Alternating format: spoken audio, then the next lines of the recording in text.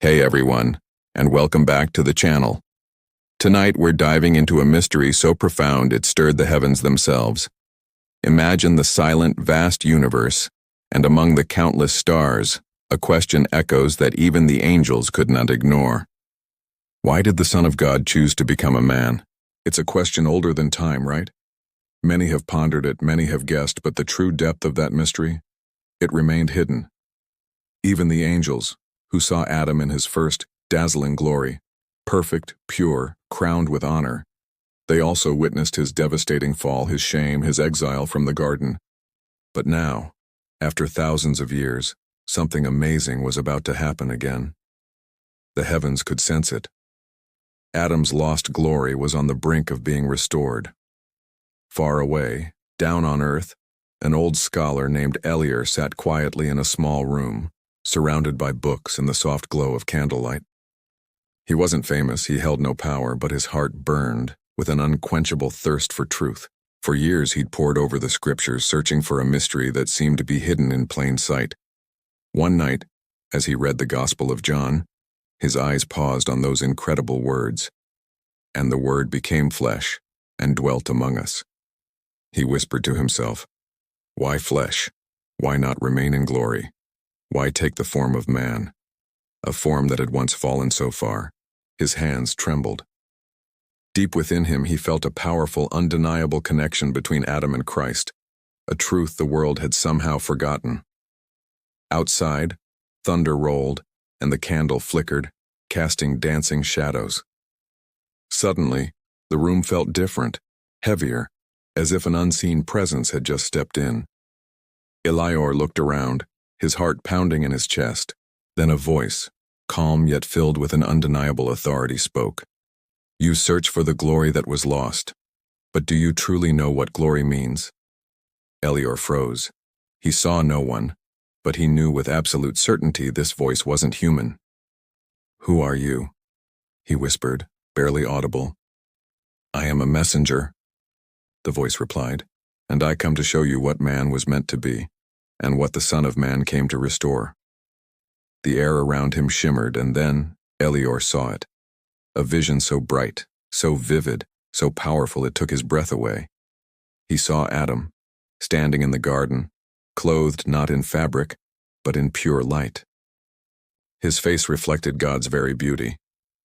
Every creature in Eden bowed before him, for he carried God's image in its fullness. Then, Elior watched as something shifted. The light began to fade. Adam looked afraid. The creatures turned away, and the earth itself groaned in sorrow. The glory, that divine brightness, vanished completely. The voice spoke again, its tone resonating with ancient wisdom. When Adam disobeyed, he lost not just a garden, he lost the divine reflection within him. Humanity became a mere shadow of what it was created to be. Elior fell to his knees, tears welling up in his eyes. Then how can that glory ever return? The voice grew softer, almost tender, filled with immense love. Through the second Adam, images appeared before Elior, the face of Christ, gentle yet filled with unimaginable power. But this wasn't the Christ of paintings or cathedrals. This was the man of glory, carrying divine light inside human flesh. He came, the voice explained, not only to forgive sin but to restore what was lost in Adam, the very image of God in man. The forgotten truth of his humanity is this: he lived as man to show what man was created to be. Elior's heart raced with a revelation so profound it shook him to his core. This wasn't just simple teaching. It was an unveiling of truth. Humanity had been created for glory, fallen into shame, and now Christ had come to lift man back to his true intended place. The vision faded, the candle's flame calmed, and the room returned to its quiet stillness. Elior sat there, tears streaming down his face, and whispered, "Adam's lost glory, restored through Christ." He didn't yet know it, but this discovery would shake not just his world, but the understanding of countless others who thought they already knew the truth. And somewhere beyond, the same voice whispered again, "The journey has just begun." What an incredible story, right? It makes you think about our own purpose and potential. What do you think this lost glory means for us today? Imagine this: Elior, a man wrestling with a profound question, haunted by a voice that whispered, "He lived as man to show what man was created to be." He couldn't sleep. The words echoed, pulling him towards something deeper. He sat at his old wooden desk, the flicker of a candle dancing across open scriptures, but his eyes weren't just reading. They were searching. What did it mean to live as a true man? What kind of man was Christ really? The next morning, his questions burning brighter, Elior found himself drawn to the ancient library, a forgotten place whispering secrets from the edge of the city. Dust lay thick on the shelves, like a blanket woven through time itself. As he walked slowly through the silent halls, a powerful feeling grew inside him, a sense that something transformative awaited. And there, at the far end, he found it. A strange, old book, bound in worn leather. Its title, The Mirror of the First Man. He opened it carefully, and the very first page seemed to jump out at him.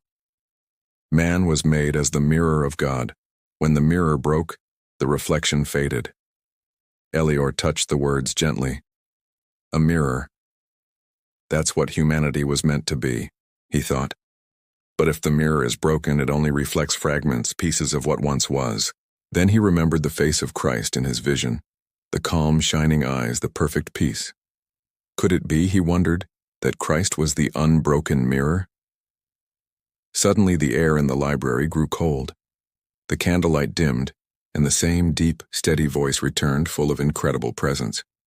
"You are beginning to see," it said. Elior's heart pounded.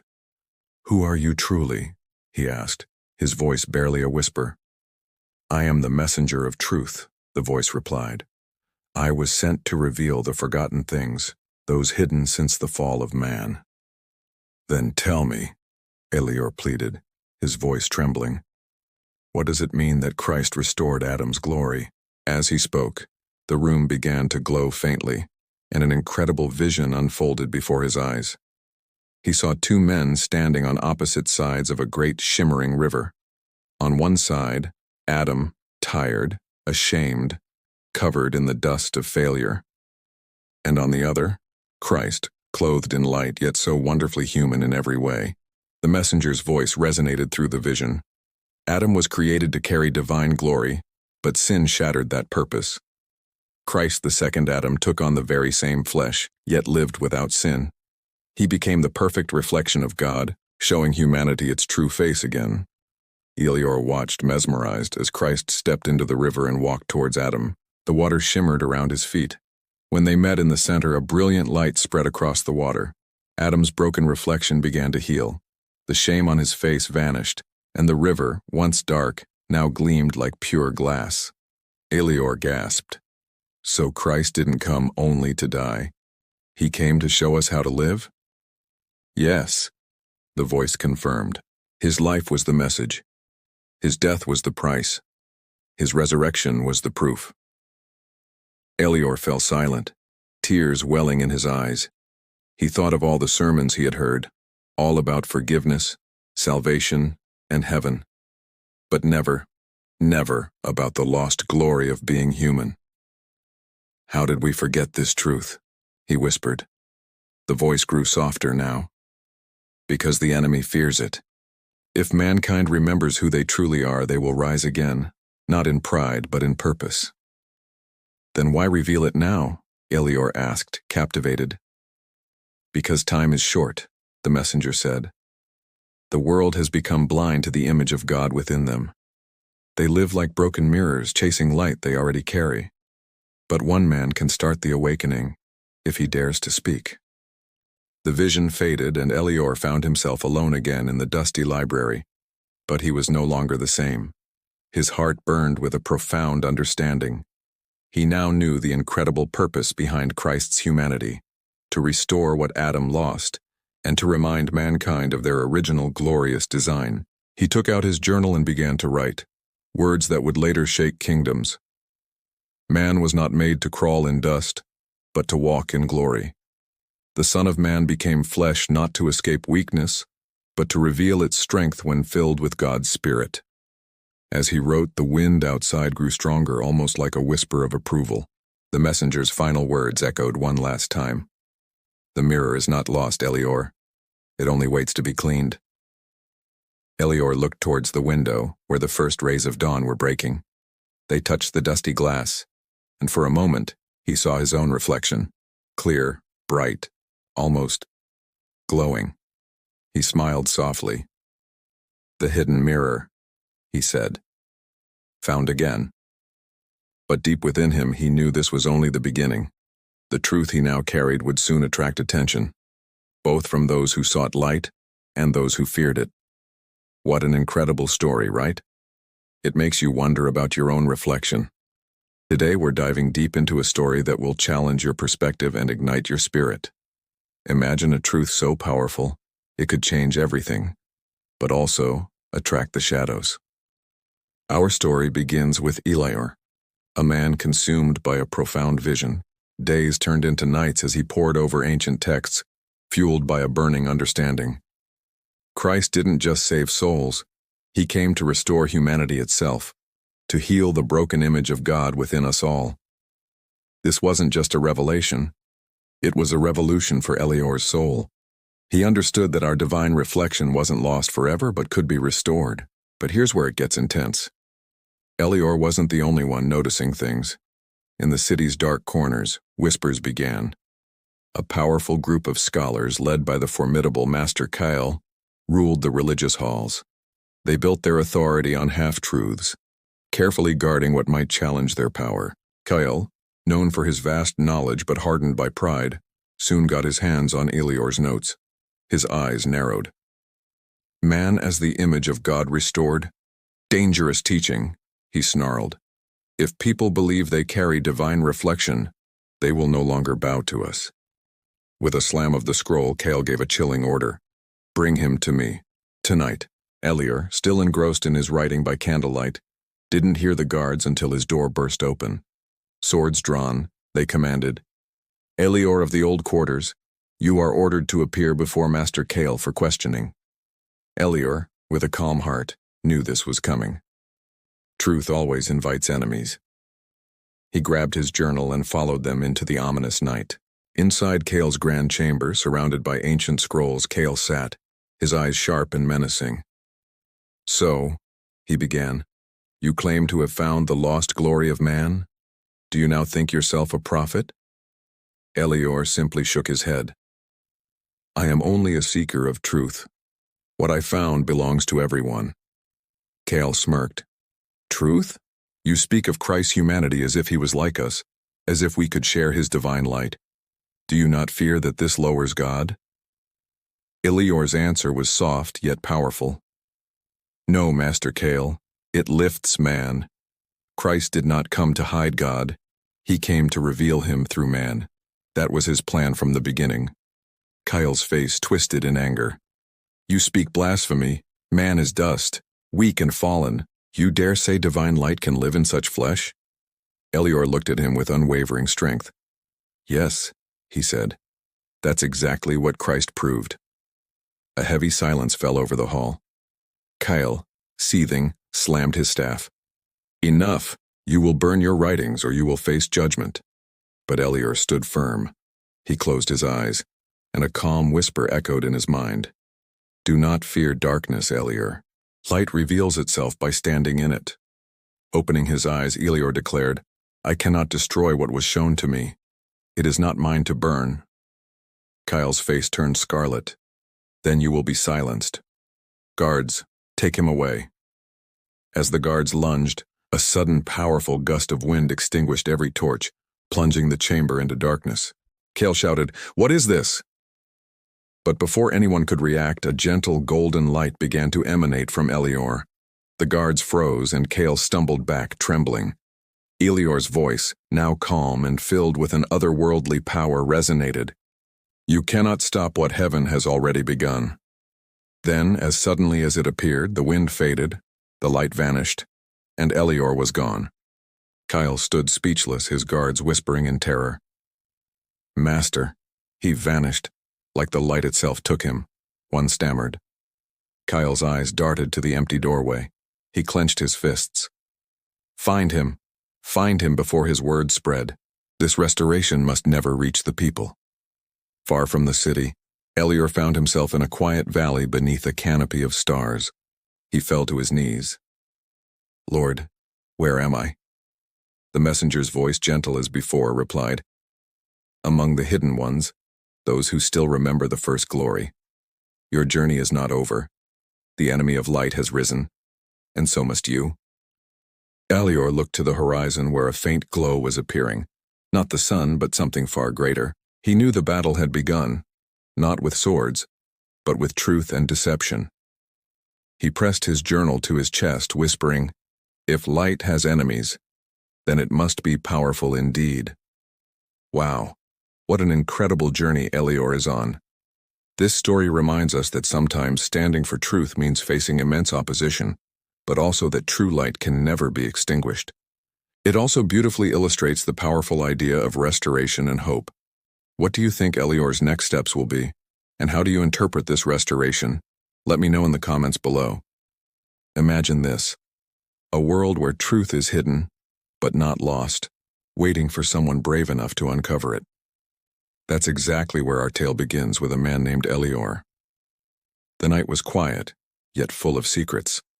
Elior found himself in an open valley, wind on his face, stars blazing above.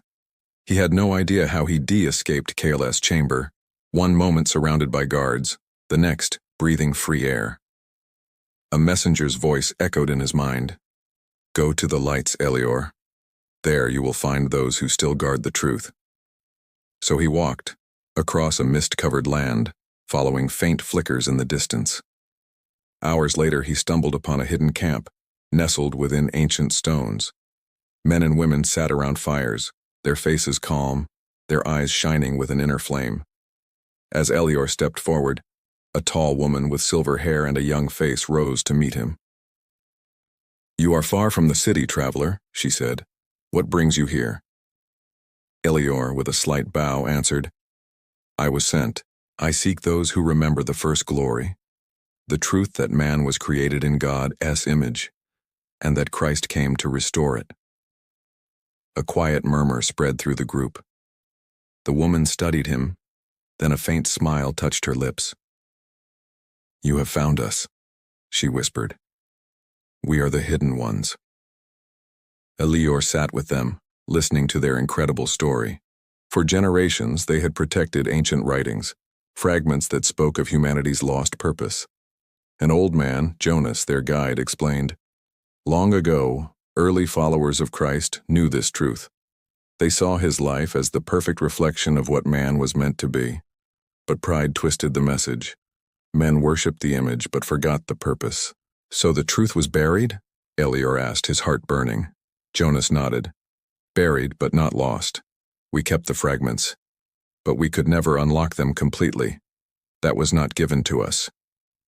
The silver-haired woman leaned in. Until now, she said softly. Until you came. Elior was confused. Me? Why me? Jonas smiled gently.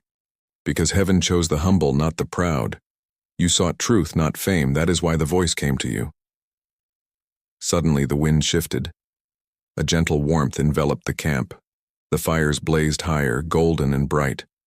A soft light appeared above them, taking the shape of a figure wrapped in brilliance. The hidden ones fell to their knees. Elior stood trembling as that familiar voice filled the air again. Elior, the truth you carry is not for you alone. The time has come for the world to remember what it means to be human. The light turned to the hidden ones. Guardians of the fragments, your waiting is over. What was hidden in pieces shall now be made whole. A scroll, shining with living words, appeared and drifted into Elior's hands. The moment he touched it, visions flooded his mind. Flashes of Eden, of Christ walking among men, of humanity shining with divine reflection. He saw people free from pride and fear, living with wisdom, compassion, and strength. Men and women who carried heaven within them. The light spoke one last time. This is the book of the restoration. It holds the truth of what Adam lost and what Christ returned. Protect it, but prepare to reveal it soon. Then, as quickly as it appeared, the light faded, leaving behind a profound silence and overwhelming wonder. The hidden ones gathered around Elior. Jonas, his voice quiet but firm, said, "This is the moment we have prayed for. But be careful. Kale will not stop. Darkness always tries to silence light." Elior nodded, still clutching the glowing scroll. He looked up at the stars. "Then we must move before he finds us," he declared. "The truth must reach the world, no matter the cost." The woman smiled. "Then we will follow you, seeker of glory." Fear and purpose surged through Elior. He finally understood. This wasn't just about knowledge. It was about awakening mankind to who they were truly meant to be. He whispered to himself, "Adam lost the light. Christ brought it back. Now we must carry it." As dawn broke, the hidden ones began to pack. The fire's last ember flickered, and the wind carried the sound of distant thunder, a stark reminder that Kale and his forces were on the move. Elior looked toward the horizon, his voice soft but resolute. "The battle for truth begins at sunrise." What an incredible journey for Elior, right? This story, though fictional, carries such a powerful message about discovering truth, finding your purpose, and standing up for what's right, even when it's dangerous. It reminds us that sometimes, the greatest truths are those waiting to be rediscovered within ourselves and shared with the world. What do you think about Elior's mission? Have you ever felt called to uncover a hidden truth or to stand for something important? Let me know in the comments below. As dawn broke, casting a golden hue across the valley, the hidden ones readied themselves to depart. Elior stood apart from the others, the glowing scroll held securely against his chest. Its words felt alive, whispering to him, almost breathing. This was no mere book, it was a key. Jonas, the old guide, approached him. "The time has come," he said, his voice steady. "But remember, we don't fight with swords. Our battle is fought with words, truth against lies." Elior nodded, his resolve firm. "Then let our words shine with the same light that Christ carried." And so their journey back to the city began. They traveled for days, winding through mountains and across rivers, skillfully avoiding Kale's patrols. Along the way, Elior began to share the revelations from the scroll. He spoke of Adam, who once perfectly reflected God, his entire being a vessel of pure light. He explained how sin had shattered that reflection, leaving humanity broken and disconnected. Then he spoke of Christ, who by living a truly human life, restored that mirror, proving that divine life could once again dwell within human flesh. Those who listened were captivated. Farmers, travelers, even children, stood in silent awe. Some wept openly, while others rejoiced. It was as if a long-dormant truth within them had been reawakened. Word of Elior and his message spread like wildfire. By the time they reached the city's outer walls, a crowd of hundreds was already waiting, their souls hungry not for bread, but for truth. But Kale was watching. Inside his opulent chamber, he paced back and forth as his messengers delivered the reports. "Elior is preaching in the streets," one said. "They call him the Seeker of Glory. They say he carries a divine book." Kale's eyes blazed with fury. "A book? No book speaks such foolishness. This man is turning peasants into prophets. He must be silenced before this fire spreads any further." He turned to his loyal followers. "Prepare the council. We will accuse him publicly. If he loves words so much, then words shall be his battlefield." That night the city square was a sea of flickering torches and hushed whispers. The council had assembled, and hundreds of people filled the streets, their anticipation thick in the air. Elior stood calmly in the center, the scroll hidden beneath his cloak. Kale made his grand entrance, his golden robes shimmering, his eyes sharp and accusatory. He raised his voice, letting it carry across the square. "Elior of the old quarters, you stand accused of speaking against sacred teachings. You claim that man shares in divine glory, that flesh and spirit are one. Do you deny this?" Elior stepped forward, his voice clear and unwavering. "I do not deny truth. I speak what was forgotten, that Christ's humanity was not a weakness but a revelation. He showed us what Adam lost and what all of humanity can regain through him. A murmur rippled through the crowd. Kyle's jaw tightened. And you dare claim this truth was hidden by men of faith? Elior's eyes shone with conviction. Yes, because power fears freedom. If people remember they carry the image of God, they will stop bowing to fear. They will live as sons, not as slaves. A wave of emotion swept through the onlookers. Kyle, enraged, slammed his staff on the ground. Lies, blasphemy, no man can share in divine light. Elior looked at him, his expression gentle but his question piercing. Then why did the light become man? The square fell utterly silent. Even Kale's followers froze, the question hanging in the air like an impending storm. Elior continued, Christ became flesh not to show what God could do, but to show what man could be when filled with God. He was not only the Son of God, he was the Son of Man, the mirror restored. Tears began to stream down faces in the crowd. Some people fell to their knees as the simple, profound truth struck their hearts like lightning. Enough, Kale screamed. Arrest him! As the guards moved forward, the scroll in Elior's hands began to glow. A soft, gentle light radiated from it, powerful and pure. The guards halted, mesmerized. The crowd gasped as the golden light washed over the square, filling every corner. Elior lifted the scroll high. This light is not mine, he declared. It belongs to all who remember who they are. You were made for glory, the reflection of heaven itself. The light grew brighter, touching every face, melting away fear.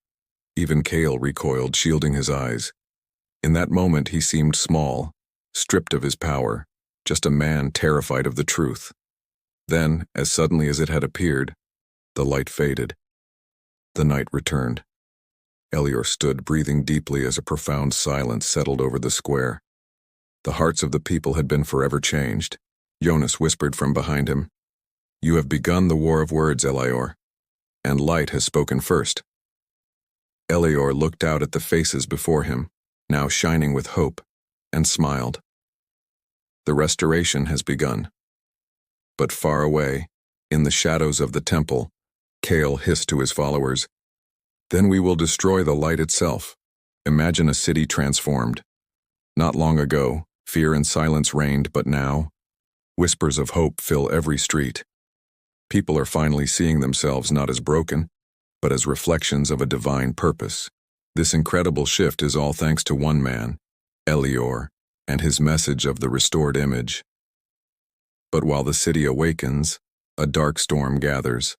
Inside the grand marble temple, Kale, the head of the Council of Elders, is furious. Elior's message has spread like wildfire, threatening everything Kale's power, built on guilt and fear, stands for. This cannot continue, he roars, slamming his hand down. He just can't grasp why people would embrace glory and light instead of fearing God. Even his own priests are joining Elior. Kale's eyes darken.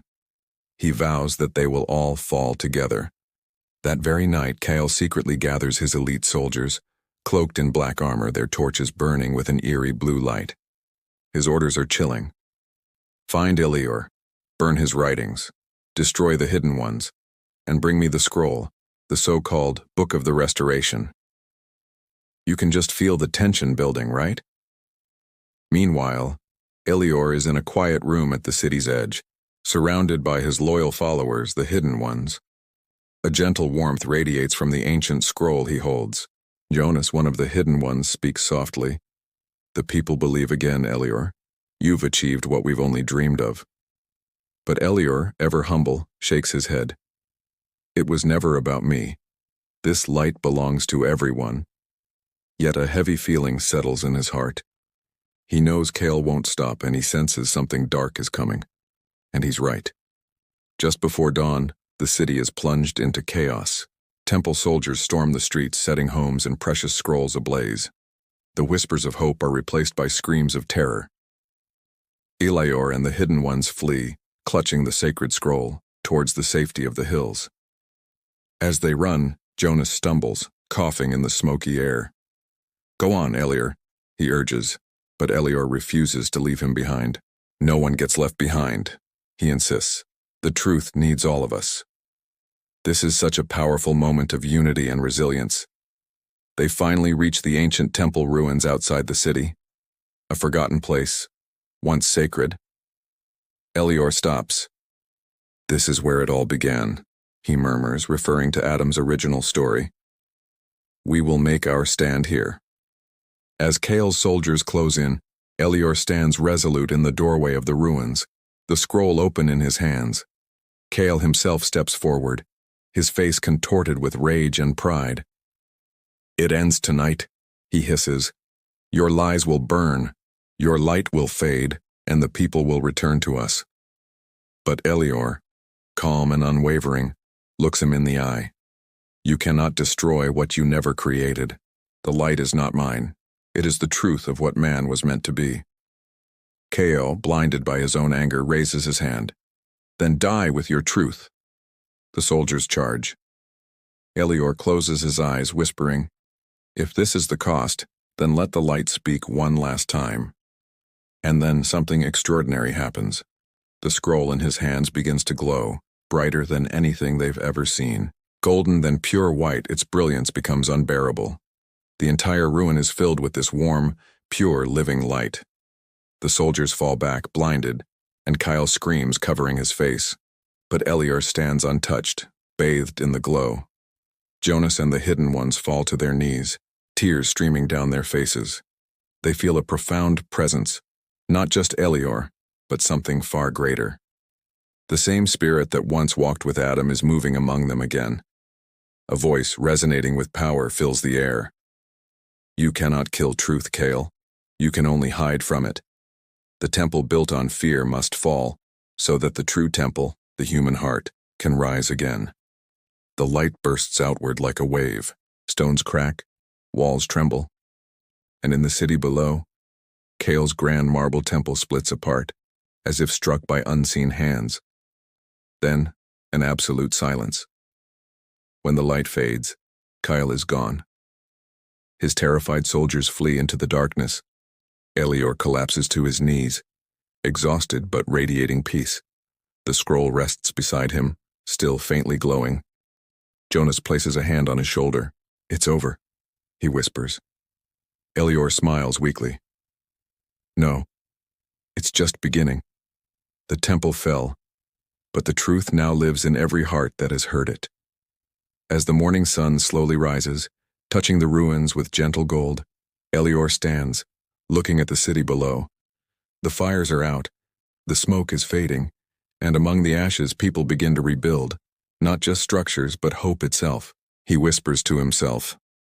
Adam's glory is not lost.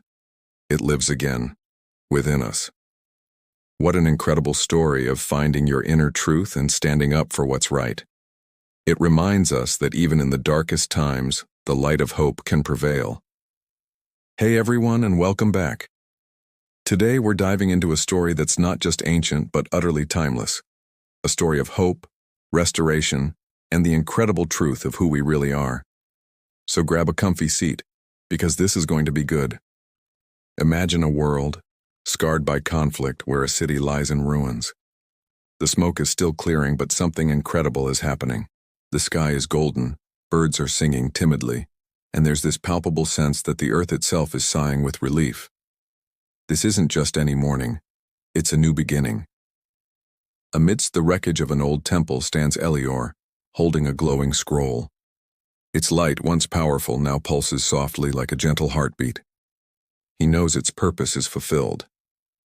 Then Jonas approaches, his steps slow but steady. He shares news that sends a shiver down your spine. The people are gathering again. They say the fires stopped the moment your light filled the sky. Elior, with a faint smile, corrects him. It wasn't my light, Jonas. It was the truth, finally free. And just like that, by midday, people from the city begin to climb the hill. Faces tired, yes, but full of an indescribable wonder. They look at Elior, not as a hero, but as someone who reminded them of something profound they'd forgotten about themselves. A young woman steps forward holding a small, cracked mirror. My son found this in the ruins, she says softly. It was broken, but when the light came it shone again. Is that what you meant, that we are the mirrors? Elior takes the mirror, his touch gentle. Yes, he confirms. This is what humanity is. We were made to reflect God's beauty. Sin cracked the glass, but Christ came to make it whole again. He lifts the mirror, and the sunlight catches its surface, dancing across the faces of the people. Look, he says, his voice full of warmth. The reflection still lives. Even broken, it catches the light. That's who we are. Can you imagine that moment? Tears well up in so many eyes. For the first time in generations, they see not shame, but a quiet, humble human glory reflected back at them. It's breathtaking. That night, Elior sits with Jonas and the Hidden Ones around a small, crackling fire. The scroll rests between them, glowing faintly like a living ember. Jonas asks the question on everyone's mind. What will happen now? Elior gazes into the flames. The message must spread. The world must remember what was lost and what has been restored. But I will not lead them forever.